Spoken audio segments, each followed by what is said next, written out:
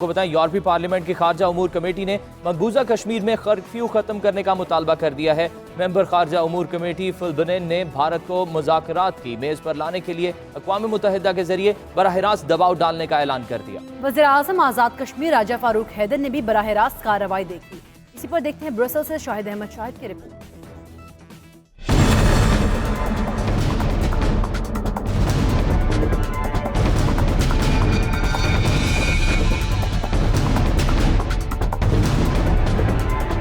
यूरोपीय पार्लियामेंट की खारजा कमेटी का मसला कश्मीर पर इन कैमरा इजलास। वजीर आज़म आज़ाद कश्मीर राजा फारूक हैदर भी शरीक हुए। कमेटी ने मकबूजा कश्मीर में कर्फ्यू फौरी खत्म करने का मुतालबा कर दिया। अरकान ने कहा भारत कश्मीरियों के लिए अद्वियात और खुराक का बंदोबस्त करे। मेंबर खारजा उमूर कमेटी फिलबनेन ने मुज़ाकरात के लिए अक़वाम मुत्तहिदा के जरिए दबाव डालने का ऐलान कर दिया और कहा कि अक़वाम मुत्तहिदा के जरिए और बराह रास्त भारत पर दबाव डालेंगे कि फौरी तौर पर कश्मीरियों की बहाली के लिए इकदाम करे। हम चाहते हैं कश्मीरियों के लिए हम आवाज होकर काम करें। वजीर आज़म आज़ाद कश्मीर ने ब्रसेल्स में प्रेस क्लब में मीडिया से गुफ्तगू करते हुए कहा, तकरीबन 1 माह से कर्फ्यू नाफिज है। बच्चे भूख से बिलक रहे हैं और अद्वियात नहीं मिल रही। बड़ा इंसानी अलमिया रोनुमा हो सकता है। कश्मीरियों की आवाज दुनिया भर में सुनी जा रही है। यूरोपीय पार्लियामेंट के सेशन में पहला एजेंडा कश्मीर होगा।